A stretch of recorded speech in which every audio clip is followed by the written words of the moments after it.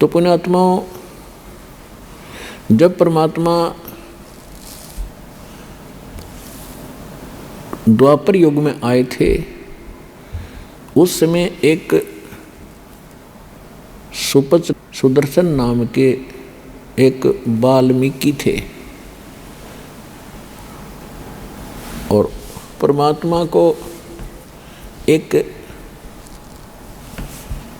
वाल्मीकि दंपत्ति जो निसंतान था, वो उसको उठा लाए थे। परमात्मा ने शिशु रूप धारण किया था और कमल के फूल पर वो विराजमान होते हैं। प्रत्येक युग में एक लीला वो ऐसी करते हैं। उस वाल्मीकि का नाम था भिक्खु, उसकी पत्नी का नाम था गोदावरी। और सुदर्शन के जो माता पिता थे, उन्होंने परमात्मा का नाम नहीं ग्रहण किया था। जब परमेश्वर द्वापर युग के अंदर एक लीला कर रहे थे, सुदर्शन को ये बात समझ में आ गई थी। सुदर्शन जी कौन थे? वो सुदर्शन वो थे, सुपथ सुदर्शन, जिन्हों के बारे में हम सुना करते थे कि पांडवों ने एक अश्वमेध यज्ञ किया था, उनका यज्ञ संपूर्ण नहीं हुआ था, और सुपच नाम के एक भगत ने, सुदर्शन सुपच ने वो यज्ञ पूर्ण की थी। तो वो सुपच सुदर्शन परमेश्वर कबीर जी के शिष्य थे, और परमात्मा कबीर जी ही उस अपने भगत की इज्जत रखने के लिए उसका रूप बना के पांडवों की यज्ञ में गए थे, और तब उनका शंख बजाया था। आज का जो विषय है, हम कुछ और विषय पर आपको सत्संग सुनाने जा रहे हैं, इसको विस्तार से नहीं बताएंगे। तो ऐसे भक्त थे वो। सुदर्शन जी को परमात्मा का ज्ञान 100% समझ में आ गया था, समर्पित हो गए थे, लेकिन उनके माता पिता इस बात को स्वीकार नहीं कर रहे थे। सुदर्शन के माता पिता की मृत्यु होगी। सुदर्शन को जब सतलोक जाने का समय आया तो परमात्मा ने पूछा, क्यों भक्त सतलोक जाना चाहते हो? कहने लगा, महाराज आपकी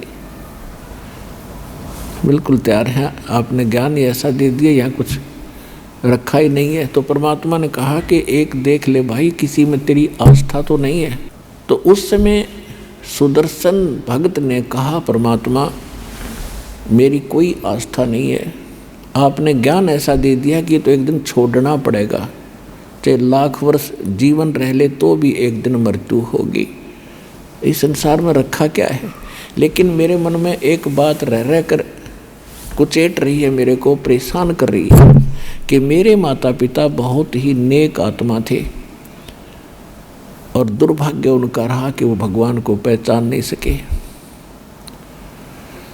आपने भी बहुत उनसे विनय करी, दीक्षा लेने की, और मैंने भी जी तोड़ प्रयत्न किया अपने माता पिता से प्रार्थना करके नाम लेने की, परंतु उन्होंने दीक्षा ना ली। हे परमात्मा, मेरी एक हार्दिक इच्छा और प्रार्थना है कि उन पुण्यात्माओं को किसी जन्म में अवश्य ग्रहण करना, शरण में लेना दाता, जब उनका मनुष्य जीवन हुआ हो। मेरी यही एक तमन्ना है। परमात्मा ने सोचा कि अभी बच्चा कच्चा है, जहाँ आशा तहाँ बासा हुई, माता पिता में ममता है, और ये पार नहीं हो सकता जब तक इच्छा आपकी रहेगी संसार की।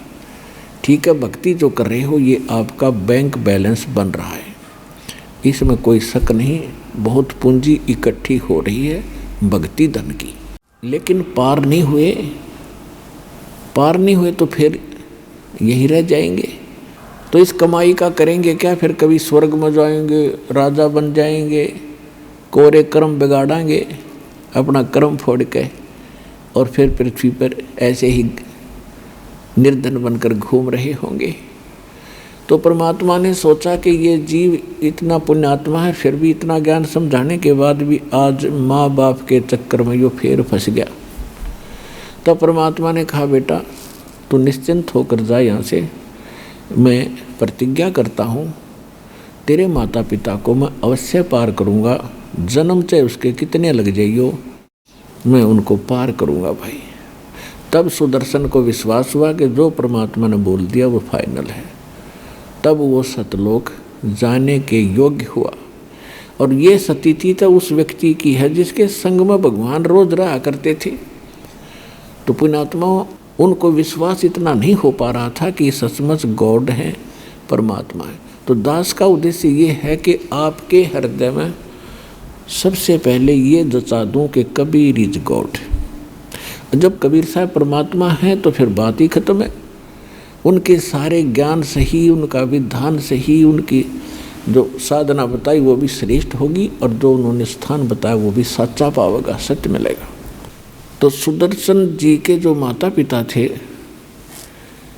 वो अगले जन्म में ब्राह्मण के घर जन्म हुआ। दोनों का पुनः संयोग पति पत्नी का हुआ। उनके बच्चे फिर भी नहीं थे।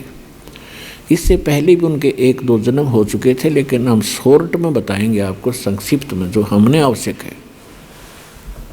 तो काशी के अंदर उनका जब जन्म था, गौरी शंकर सुदर्शन के माता पिता का नाम था, और सरस्वती उसकी माँ का, यानी वही आत्माएं थी, गौरी शंकर और सरस्वती।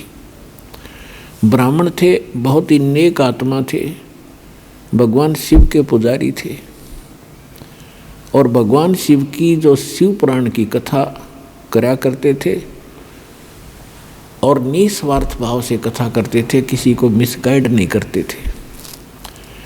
और कथा करने से जो भी उनको उपार्जन होता था, धन प्राप्त होता था, उसमें से अपना निर्वाह भी करते थे, और शेष बचे हुए को पुण्य में लगा देते थे।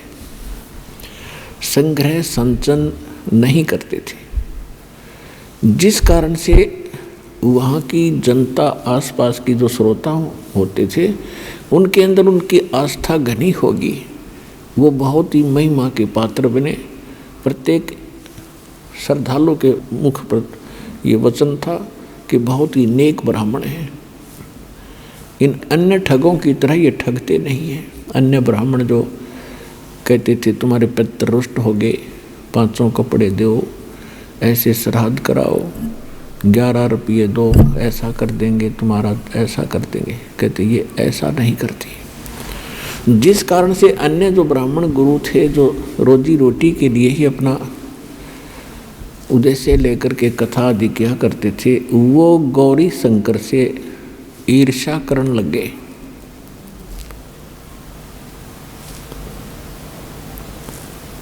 कि इसने तो हमारा रोजगार ही बंद करने को जा रहा है। और इस बात का ज्ञान हो गया काशी शहर के मुसलमान मुल्ला और काजियों को।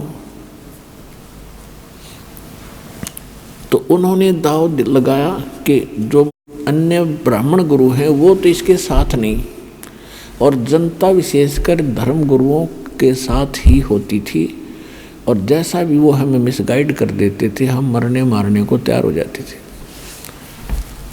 तो इस बात का उन्होंने दाव लगाया, गौरी शंकर को और सरस्वती को ज़बरदस्ती मुसलमान बना दिया कि ये हिंदू धर्म का घना प्रचार कर रहे हैं,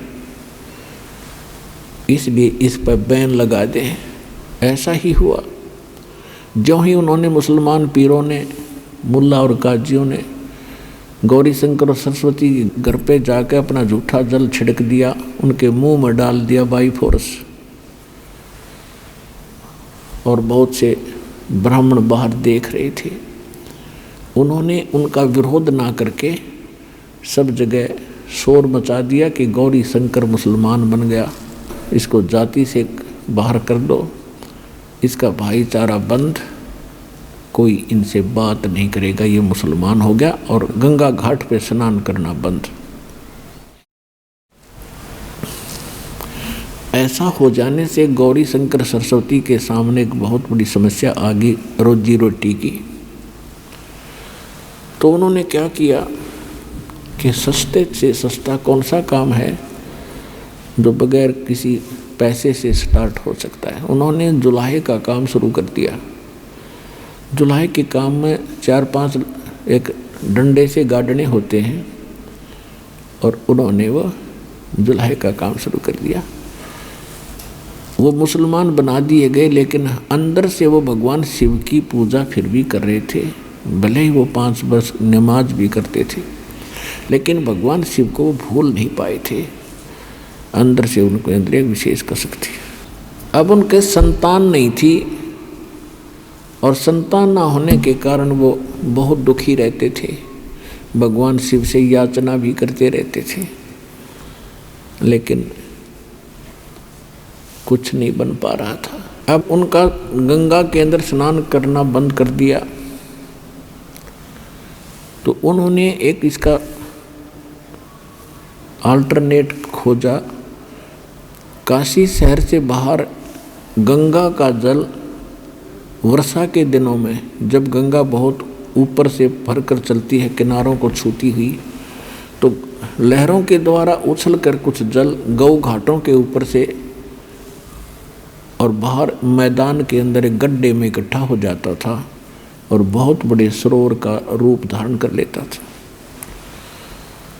और फिर सारा सीजन, सारा वर्ष उसका जल बहुत निर्मल और पवित्र रहता था। तो गौरी शंकर और सरस्वती सुबह सुबह उठकर प्रतिदिन उस लहर तारा नाम के तालाब में स्नान करने के लिए जाया करते थे। लहर तारा नाम उसका इसलिए पड़ा था कि गंगा की लहरों से उछला हुआ जल वहाँ एकत्रित होता था, तो लहर तारा नाम से वो प्रसिद्ध हुआ था। उधर से परमात्मा प्रत्येक युग में आते हैं और अपने भगत के उस वचन के आधार से मुसलमानों ने उनका नाम बदल दिया। गौरी शंकर का नाम रख दिया नूर अली और सरस्वती का नाम रख दिया नियामत। तो हम अपभ्रंश करके उनको नीरू और नीमा कहने लगे। अब हम नीरू नीमा इनको ज़्यादा बोलेंगे क्योंकि ये ऐसे ही प्रसिद्ध थे। परमात्मा संवत 1455 ज्येष्ठ सुदी पूर्णमासी को सुबह ब्रह्म मुहूर्त में सतलोक से चलकर आए। एक शिशु रूप धारण किया और कमल के फूल पर विराजमान हो गए। उस समय काशी के अंदर ये भूत पूजाएं, आन उपासनाओं का बहुत जोर था। तो उस समय स्वामी रामानंद जी एक ब्राह्मण, कुछ सुलझे हुए ऋषि थे। उन्होंने भी आकर के वहाँ कुछ सुधार किया था। उन्होंने 1400 ऋषि शिष्य बना रखे थे। स्वामी रामानंद पंडित जी ने 1400 ऋषि शिष्य बना रखे थे और जो उसने बता था वो ज्ञान बता रखा था, तो वो सभी प्रचार किया करते थे आसपास के क्षेत्र में। और काशी के भी उसने कई डिवीज़न बना रखी थी और उसमें एक एक अपना शिष्य ऋषि बैठा रखा था उनको प्रवचन और ज्ञान सुनाने के लिए। और किसके पुजारी थे? भगवान विष्णु के पुजारी थे स्वामी रामानंद जी। तो उनके शिष्य भी श्री विष्णु की कथा सुनाया करते थे, गीता की कथा सुनाया करते थे, राम और कृष्ण के किस्से सुनाया करते थे। तो उन्होंने कुछ सुधार किया था। फिर भी वहाँ कच्चापन था, इसलिए परमात्मा पहुँचे, क्योंकि हिंदू धर्म की आस्था का केंद्र और धार्मिक शिक्षा का केंद्र भी बनारस यानी काशी शहर ही रहा है। जिस कारण से परमात्मा ने वही क्षेत्र, वही शहर चुना कि वहाँ बड़े विद्वान ऋषि रहते हैं।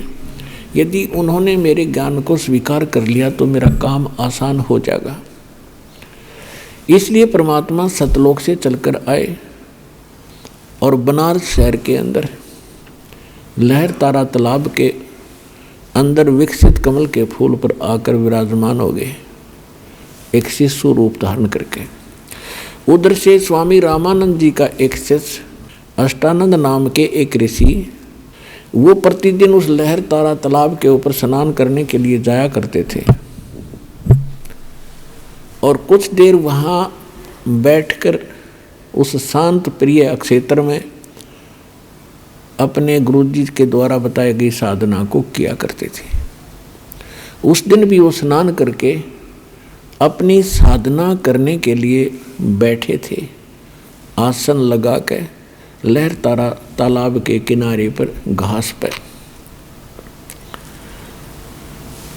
उधर से परमात्मा सतलोक से चलकर आए, एक शिशु रूप धारण करके। उनका बहुत तेज था। अब अष्टानंद जी अपना क्रिया साधना करने में तत्पर थे। उनकी अचानक दृष्टि आकाश में गई कि ऊपर से ये प्रकाश कैसे आ रहा है, कितनी गति से आ रहा है। उसने जो ही आसमान में देखा, उसकी आंखें चरम दृष्टि उस प्रकाश को सहन नहीं कर सकी। वो प्रकाश का गोला सा दिखाई दे रहा था। अब जैसे हम अपनी आँखों से सूर्य को कभी गलती से देख लेते हैं, दृष्टि पड़ जाती है, तो हमारी चरम दृष्टि सूर्य के उस तेज को सहन नहीं कर पाती और हम दूसरी साइड में जब नज़र करते हैं तो सूर्य का प्रकाश रहित आकार हमें दिखाई देता है। ठीक यही स्थिति थी उस अष्टानंद ऋषि की हुई कि उसने देखा था एक प्रकाश का गोला, उसकी आंखें सहन नहीं कर सकी उस तेज को, और जो ही उसने आंखें बंद करी और साइड में की तो एक नवजात शिशु देखा, एक बालक का उसमें चित्र दिखाई दिया। इस दृश्य को देखकर अष्टानंद बड़े चकित हुए और कुछ देर में क्या देखा उसने कि वो प्रकाश उस लहर तारा तालाब में एक किनारे पर सिमट गया। अब अष्टानंद जी ने सोचा कि मैं अपने गुरुदेव स्वामी रामानंद जी से पूछूंगा कि ये आज मैंने क्या देखा, ये मेरी कोई भक्ति की उपलब्धि है या मेरी कोई गलत फहमी बन गई है, मेरी कोई भ्रमणा है, संशय है। वो वहां से उठकर आ गया। उधर से आकर उसने अपने गुरुदेव जी से कहा कि गुरुदेव, आज आपके शिष्य ने ऐसे ऐसे साधना काल में, साधना समय में एक प्रकाश देखा, आकाश से बहुत तेज गोला आ रहा था, और जब मेरी आंखें सहन नहीं कर सकी तो मैंने आंखें बंद कर ली। उसमें एक नवजात शिशु का रूप देखा। हे परमात्मा, हे गुरुदेव, ये मेरी कोई आंखों का दृष्टि दोष है या कोई और परमात्मा की लीला है, मुझे बताइए। तो स्वामी रामानंद जी ने कहा कि बेटा, ऐसे लक्षण उस समय होते हैं जब ऊपर के लोकों से कोई अवतारी शक्ति धरती पर जन्म लेने के लिए आती है, तब तारा सा टूटता है। ऐसा ही तुझे दिखाई दिया होगा। तो शिष्य ने कहा हाँ जी, ऐसा ही था। तो वो यहाँ जन्म लेगा किसी माँ से और अपनी जो लीला करने के लिए आए हैं वो करेंगे। बेटा, ये तेरी भक्ति की उपलब्धि नहीं, ये तो कोई संयोग था उस महापुरुष के ऊपर से आने का। अब रामानंद जी स्वामी जी को जो ज्ञान था, उसको इतना ही ज्ञान था कि जितने भी यहाँ अवतार आए हैं वो किसी माँ से ही जन्मे हैं। इसलिए उसने अपने शिष्य को अपने विचार आधार से संतुष्ट किया, उसकी शंका का समाधान किया। उधर से नीरू नीमा प्रतिदिन की तरह स्नान करने के लिए वहाँ से चले लहर तारा पर। तो उससे पहले दिन उस नीमा के घर कोई रिलेटिव आ गया था, नीरू के घर पे।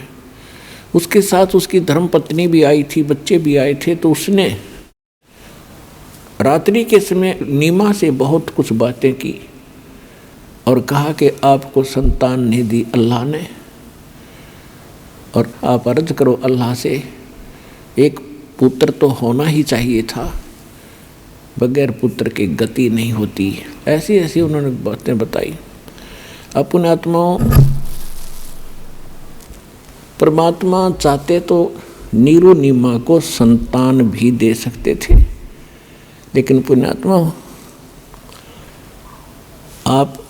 हम तो संसार को देखकर ही जी रहे होते। परमात्मा ने एक एक आत्मा निकालनी भारा हो रही यहाँ से, काल ने ऐसा जुल्म कर रखा हमारे साथ। तो उन्होंने उनको संतान नहीं दी क्योंकि उनके संस्कार बढ़ाने नहीं चाहते। तो उसके लिए स्वयं आगे एक पुत्र रूप में नीरू नीमा स्नान करने जा रहे थे। रास्ते में नीमा का नए नए इंजेक्शन लग गए थे। रात में कोई बाहर तारी थी, कोई रिश्तेदार, वो खूब कहेगी उसको एक बालक तो चाहिए था, ऐसे कैसे जिया जाएगा हैं, और सुनना पड़ा है घर तुम्हारा, संसार में क्या लेकर जाओगे। तो वह बहुत दुखी हो रही थी। सुबह नहाने के लिए गई तब भी रोती जा रही थी और भगवान शंकर से प्रार्थना कर रही थी कि हे भगवान शिव जी, आप तो समर्थ दाता हैं, आप जो चाहो सो कर सकते हैं। इस पापड़ को भी एक लाल दे देते, मेरा भी संसार में जीना मेरा भी साझा बन जाता, मैं भी सुख से जी लेती। सबकी दृष्टि से बचकर चलना पड़ता है, मेरा क्या जीवन है दाता। यूँ कहकर फूट फूट कर रोने लगी। अब नीरू ने कहा कि नीमा देखो, यदि हमारे भाग्य में संतान होती तो भगवान पहले ही दे देते। ये तो बड़े दयालु हैं शंकर भगवान, और देखो बच्चा है नहीं, संतान अपने है नहीं, बुढ़ापे में कोई उंगली पकड़ने वाला नहीं, रो रो के आंखें तेरी खत्म हो जाएंगी, एक और दुख तेरे जीवन को बढ़ जाएगा, तो रोवा मत। उसको सांत्वना देता हुआ नीरू चल रहा है। नीमा को संतोष किया। स्नान करने के लिए जो ही तालाब पर पहुँचे, पहले नीमा स्नान करके आगे निकल आई बाहर, अंधेरा सा था। फिर नीरू स्नान करने के लिए जल में प्रवेश करता है। तब तक सुबह सुबह का कुछ प्रकाश सा छिट गया, रोशनी सी नजर आने लगी। नीरू नहा रहा है से मस्ती से, तालाब में घुटनों पानी में बढ़ के, और उधर से नीमा जो कपड़ा बांध कर स्नान किया था उसने, उसको धोने के लिए पुनः किनारे पर गई तो क्या देखा है, कमल के फूल के ऊपर कोई वस्तु हिल रही है। परमात्मा नवजात शिशु के रूप में विराजमान थे और एक पैर को हिला रहे थे। नीमा ने सोचा कोई सर्प ना हो, ऐसे ध्यान से देखा। फिर ध्यान से देखा तो क्या देखा कि तो कोई बालक है। अब रास्ते में रोती हुई आ रही थी बच्चे के लिए, अपने पति से कहती है कि देखना जी, कमल के फूल पर बालक है। अब नीरू नहा रहा है, ऐसे नहाते नहाते कहता है कि नीमा आप तो मेंटल होगी, अब तुझे जल में भी बालक दिखाई देने लगे, क्यों पागल होगी तू, कुछ संतोष कर, भगवान पर विश्वास कर, जैसे रख ऐसे रहना चाहिए हमने। वो फिर जोर से बोली सचमुच देखना देखना। तब उसने एकदम देखा कि ऐसे क्यों बोल लिया, जिधर संकेत किया उधर देखा, एक नवजात शिशु के रूप में परमात्मा कमल के फूल पर विराजमान थे। नीरू ने आओ देखा ना ताव देखा, फूल समेत तोड़ लिया और उठा लिया बालक को, उठा के अपनी पत्नी नीमा को दे दिया।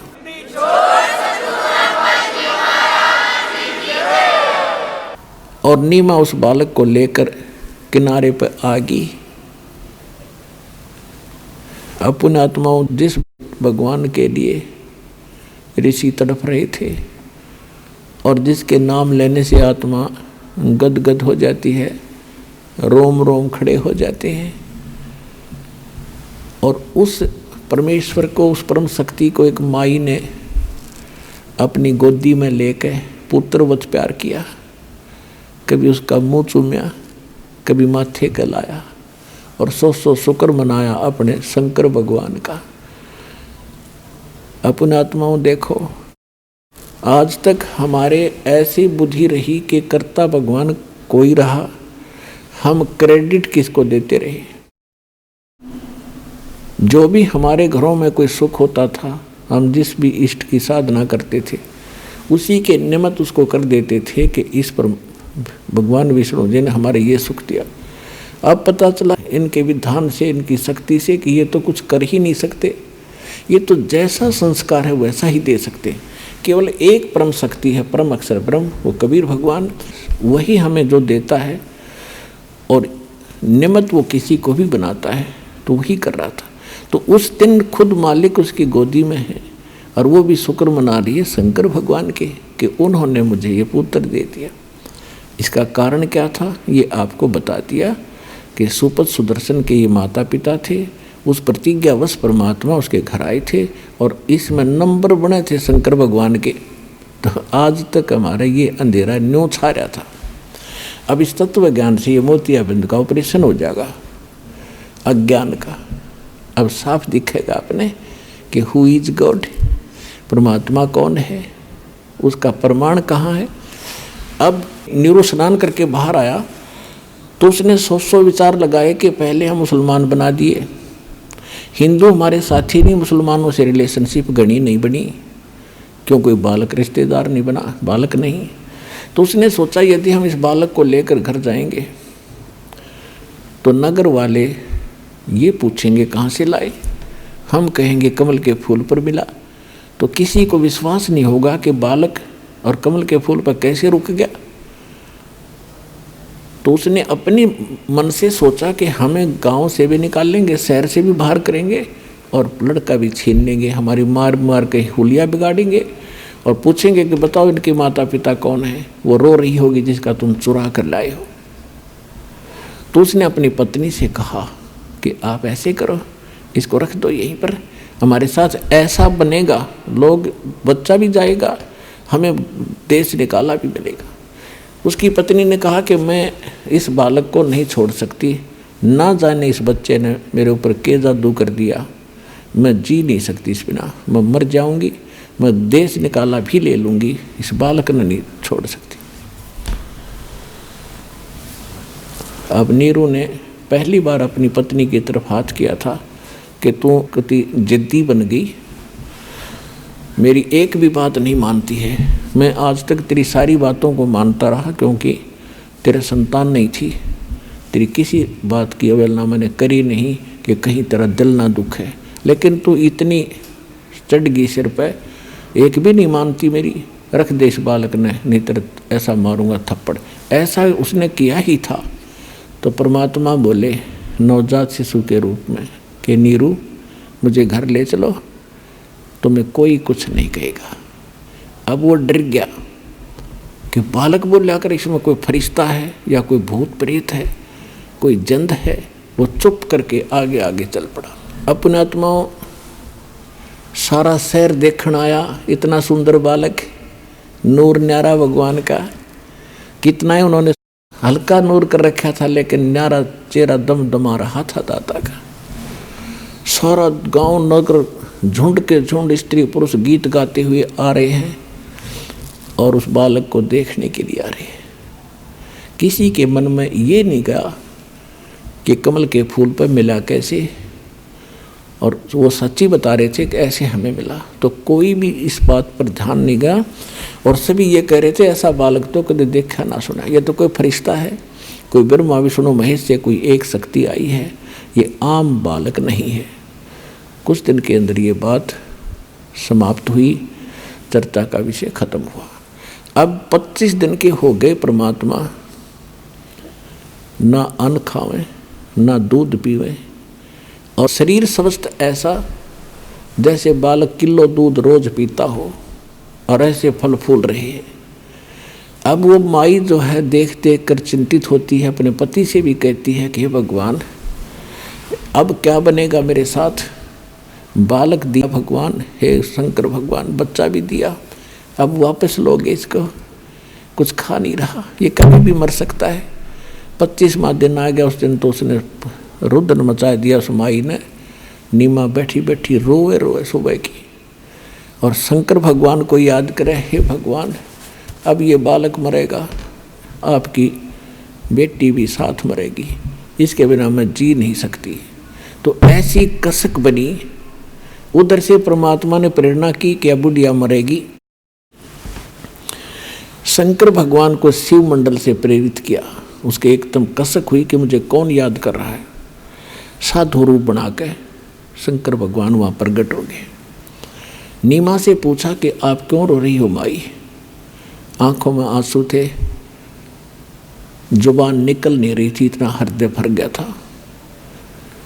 रोती रोती ने कहा कि महात्मा जी मेरे दुख ना पूछो, आप भी दुखी हो जाओगे, आप जाओ। तब शंकर भगवान ने कहा कि बेटा ऐसे कहते हैं, अपने दुख को किसी को बता दे हल्का हो जाता है, आप बताओ तो सही, और हो सकता है मैं कुछ इसका प्रबंध कर सकूं तो अपना ज़रूर व्यवस्था करूंगा। तो उस माई ने फिर बताया कि महाराज हम निसंतान हैं और परमात्मा एक दिन मैं स्नान करने के लिए लहरतारा तालाब पर गए थे, हम दोनों पति पत्नी। उस दिन मैंने विशेष अर्ज करी थी अपने शंकर भगवान से, रो रो के। उसी दिन उन्होंने मुझे कमल के फूल पर ये बालक दे दिया, और ये लड़का आज 25 दिन का हो गया महाराज, ना खाता है ना पीता है, ये कभी भी प्राण त्याग देगा और साथ मैं मरूंगी, मैं जी नहीं सकती इस बालक बिना। तब भगवान शंकर ने कहा कि वो बालक तेरा कहाँ है, लाइए।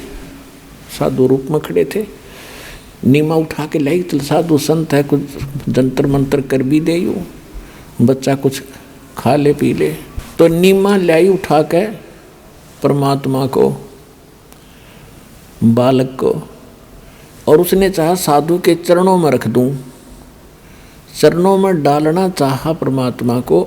परमात्मा आकाश में उड़ गए, हाथ से ऊपर उठ गए, हाथों में से, और शंकर भगवान के सिर के सतर में, यानी 7-8 फुट 6 फुट ऊपर, जमीन से ऊपर ऐसे हवा में रुक गए।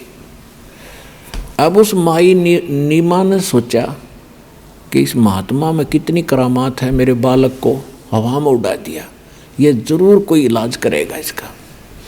अब नो समस्या थी, परमात्मा को परमात्मा ना मानकर अन्य को ही भगवान और उसको समर्थ की संज्ञा देते रहे। तब भगवान शंकर ने ऐसे हाथ किए, परमात्मा उनके हाथों में आ गए, और फिर 7 बार आपस में बातें की। ना शंकर भगवान समझ सके कि पूर्ण परमात्मा रहे हैं। इतना उनको जरूर महसूस हुआ कोई ऋषि है, ये पिछले जन्म का महापुरुष है। तो उन्होंने, परमात्मा ने कहा कि भगवान हे शिव जी, इनसे कहो एक कुंवारी गाय ले आवें, कुंवारी बछिया, गाय की बछिया जिसको बैल ने टच ना कराया उसको कुंवारी कहते हैं, और उसके ऊपर आप अपना आशीर्वाद भरा हाथ रख देना, वो दूध दिया करेगी, वो दूध मैं पीऊँगा। तो शंकर भगवान ने साधु रूप में उसकी नीमा से कहा कि अपने पति को बुलाओ। तो उसी समय नीरू भी आ गया, और शंकर भगवान यानी साधु ने कहा कि आप एक कुंवारी गाय लाओ, और कुमार के घर से कोरा बर्तन लाना स्वच्छ। वो जाके एक कुंवारी गाय ले आया, और एक पात्र ले आया, छोटा सा मटका,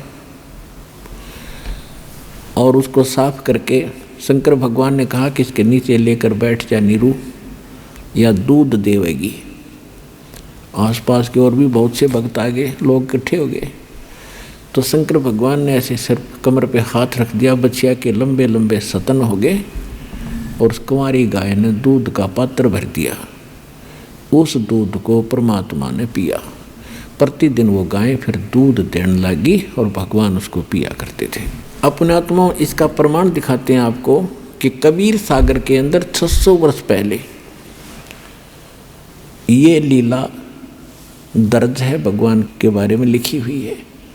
और फिर आपको वेदों से प्रमाणित करेगा ये दास के वेद क्या बताते हैं, भगवान कैसी लीला करता है, तो 2 मिनट में समझ में आ जाएगा हु इज गॉड। ये देखिएगा कबीर सागर, ये कबीर सागर है, कितना मोटा ग्रंथ है। इसमें आपको दिखाते हैं संपूर्ण 11 भाग।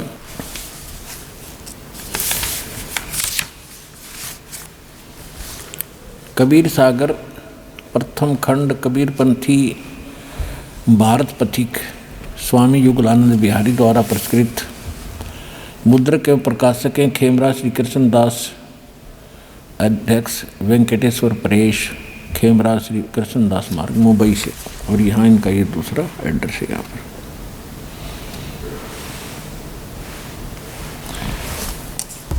इसमें एक ज्ञान सागर नाम का अध्याय है।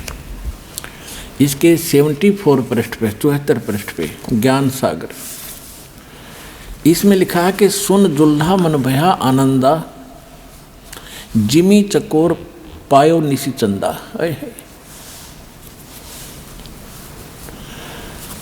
अब यहाँ क्या बताया है कि फिर वो जुल्हा नीरू बड़ा खुश हुआ, इतना खुशी हुआ जैसे चकोर पक्षी को चांद दिख जाया करे, चंद्रमा। सुन जुल्हा मन भयो आनंदा, जिमी चकोर पायो निश्चंदा। ले सुत, सुत माने पुत्र को, ले सुत चले हर्ष मन कीन्या, अर्ता सो पुन अस बोल ही दीन्या। सुत काशी को ले चले, लोग देखण तय आव, अन्न पानी भखे नहीं खावे, नहीं जुल्हा सो जनावे। तब जुल्हा मन कीन तिवाना, विचार किया, रामानंद सो कहा उत्पाना। मैं सुत पायो बढ़ा गुणवंता, कारण कौन बखे नहीं संता। अब इन्होंने कैसे बताया है, वैसे लीला तो यों की यों बनी है। परमात्मा ने कुंवारी गाय का दूध पिया। अब इन्होंने स्वामी रामानंद जी से जोड़ दिया कि कोई दुखी व्यक्ति होता है तो साधु संतों के पास जाता है अपने बच्चों के कष्ट निवारण के लिए। तो जुल्हा जो नीरू था रामानंद जी के पास गया, उससे सारी बताया कि एक छोटा सा बालक मिला मुझे, ऐसे ऐसे, वो खाता पीता नहीं, तो वो क्या समाधान बता रहा है। तब जुल्हा मन कीन तिवाना, रामानंद सो कही उत्पाना। मैं सुत पायो बढ़ा गुणवंता, कारण कौन बखे नहीं संता। रामानंद ध्यान तब धारा, जुल्हा सो तब वचन उचारा। पूर्व जन्म ते ब्राह्मण जाति, हरि सेवा की निभली बाती। कुछ तो सेवा हर की चूका, अर्थाते भयो जुल्हा का रूपा। प्रीति प्रभु गए तोर लेनी, ताते उद्धान में तो सुत दीना। अब ये नीरू वचन है, ये नूरी गलत प्रिंट है, नूरी नहीं है, नीरू। ये नीरू है, गलती से नूरी प्रिंट कर दिया इसमें। अब नीरू क्या कहता, हे प्रभु जस कीन्हो तस पायो, आर्त हो तो दर्शन आयो। सो कहिए उपाय गुसाई, अब बालक अक्षुधावंत कुछ खाई। ये बालक मेरा भूखा है, कुछ खावे, ऐसा कोई उपाय बताइए। रामानंद अस युक्ति विचारा, कि तुम सुत कोई ज्ञानी अवतारा। तेरा पुत्र जो है कोई ब्राह्मण है, कोई विद्वान पुरुष है पूर्व जन्मों का। बचिया जाही बैल नहीं लागा, सो ले ठाड़ करते ही आगा। वो बचिया ले आना जिसको बैल ने टच ना किया हो, और फिर उसके पास खड़ी कर देना। दूध चले ते ही थनते, दूध ही धरो छिपाई, और अक्षुधावंत जब होवे ताके देखवाई। जुल्हा एक बछिया ले आया, और चलो दूत कोई मरम न पावा। चलो दूत जुल्हा हरसाना, राख छिपाए कहो नहीं जाना। दूध तब पीवत नाम कबीरा, और खेलत संत संगमत धीरा। अपनात्मा इसमें थोड़ा सा इन्होंने ये पता नहीं चला कि वो संत कौन आया था जो नीमा को मिला था। इसलिए परमात्मा ने 600 वर्ष पहले कहा था प्रिय भक्त धर्मदास जी से कि धर्मदास जी, जो 12वां पंथ गरीबदास पंथ होगा उसमें मेरी महिमा की वाणी पुनः प्रकट होगी, और वो यथार्थ ज्ञान होगा। तो यहाँ इन कबीर पंथियों ने इतना तो था कि कबीर परमेश्वर ने कुंवारी गायों का दूध पिया था अपने बाल्यकाल में। उनकी परवरिश की लीला कुंवारी गाय से हुई थी, तो उनका न्यू ना पता लग गया वो कौन ऋषि था, कौन संत महात्मा था जो उनको मिला था। तो उन्होंने वैसे अपने आइडिया से लिख दिया कि रामानंद जी से भी पूछा होगा। उस दौरान तो सभी जगह गए हैं वह, लेकिन उनसे कोई बात बनी नहीं थी, तो स्वयं परमात्मा ने शंकर भगवान को भेजा था कि उनके पूर्व पुजारी थे। अब आपको पहले प्रमाणित करते हैं, गरीबदास जी की वाणी है, परमात्मा ने जो उनको बताया था उन्होंने वापस फिर दोबारा यथार्थ ज्ञान दिया है। इसमें क्या लिखा है, शिव उतरे शिवपुरी से, अवगत बदन विनोदे। मैं के कमल खुशी बहे, फिर लिया ईस को गोदे। शिव उतरे शिवपुरी से, शंकर भगवान आए अपने लोक से। और वहाँ भगवान को परमात्मा कबीर जी को गोदी में ले लिया। गरीबदास जी बता रहे हैं, शिव उतरे शिवपुरी से अवगत बदन विनोद, मैं के कमल खुशी बहे भाई लिया ईस को गोद, नजर नजर से मिल गई किया ईस परिणाम। दोनों भगवानों के आपस में दुआ सलाम हुई। और शंकर भगवान ने फिर क्या कहा, धन मोमन धन पूर्णा, ये धन का सीनी काम है, कि धन है ऐसी नगरी जहाँ पर ऐसे महापुरुष का आगमन हुआ।